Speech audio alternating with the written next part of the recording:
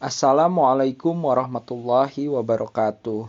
Kembali lagi bersama saya Sadam Kahfi dengan NPM 7420121214 dari kelas non-reguler semester 3 Universitas Surya Kencana.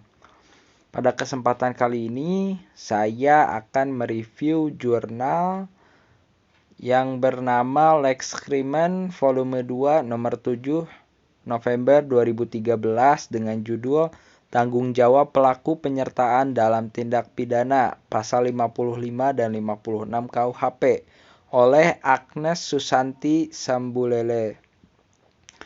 Jadi pada jurnal ini masih juga membahas mengenai penyertaan.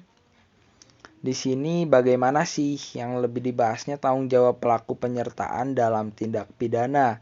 Tentunya yang setelah diatur di dalam pasal 55 dan juga 56 KUHP.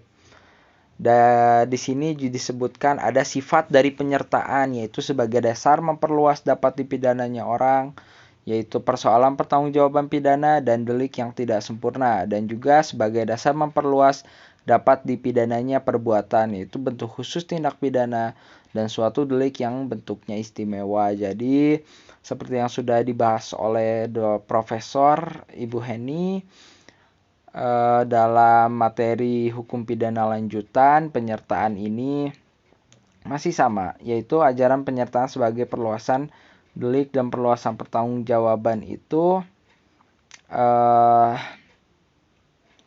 ada unsur-unsur kesalahan di dalamnya. Itu unsur-unsur kesalahannya yang pertama adanya kemampuan bertanggung jawab si pembuat, dan juga keadaan jiwa si pembuat juga harus normal. Yang kedua ada hubungan batin atau geweten antara si pembuat dengan perbuatannya, yakni berupa kesengajaan atau dolus atau kealpaan atau kulpa. Ini disebut bentuk-bentuk kesalahan. Dan yang ketiga ada tidak adanya alasan yang menghapus kesalahan atau tidak adanya alasan pemaaf, seperti itu. Yang selanjutnya ada tanggung jawab pelaku penyertaan dalam tindak pidana. Jadi penyertaan di sini itu segala bentuk ikut turut campur tangannya orang bersama-sama dengan orang lain dalam melakukan perbuatan-perbuatan yang berakibat timbulnya delik atau ketidakmauan mengakhiri perbuatan yang dilarang oleh undang-undang pidana. Jadi ketentuan tentang penyertaan dirumuskan berdasarkan pasal 55 KUHP ya. Dipidana sebagai pembuat sesuatu perbuatan pidana itu mereka yang melakukan, yang menyuruh melakukan, dan turut serta melakukan perbuatan. Juga mereka yang dengan memberi atau menjanjikan sesuatu dengan menyalahgunakan kekuasaan atau martabat dengan kekerasan, ancaman atau penyesatan, atau dengan memberi kesempatan, sarana atau keterangan sengaja menganjurkan orang lain supaya melakukan perbuatan seperti itu. Dengan begitu, menurut ketentuan tersebut bahwa ada 4 bentuk penyertaan perbuatan pidana, yaitu menurut pasal 155 ayat 1 antara lain pelaku, pembuat pelaku atau penyuruh, pelaku peserta, dan penganjur atau pembujuk atau perencana disebutnya seperti itu. Tanggung jawab pidana dari keempat peran dengan bentuk penyertaan tersebut sama dengan pembuat sendiri. Jadi mereka ini digolongkan dalam pembuat ya, sebagai pembuat di penyertaan. Seperti itu.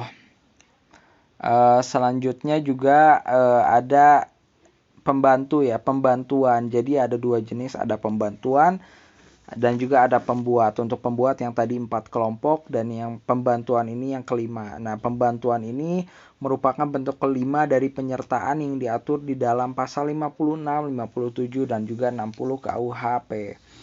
Definisi pemberian pembantuan sebelum dan ketika delik terlaksana pada hakikatnya adalah perbuatan yang tidak termasuk perbuatan pelaksanaan dari suatu delik, melainkan merupakan perbuatan yang mempermudah terjadinya suatu delik atau memperlancarnya suatu delik, seperti itu. Mungkin untuk review jurnal pada kesempatan kali ini saya cukupkan. Terima kasih atas perhatiannya. Assalamualaikum warahmatullahi wabarakatuh.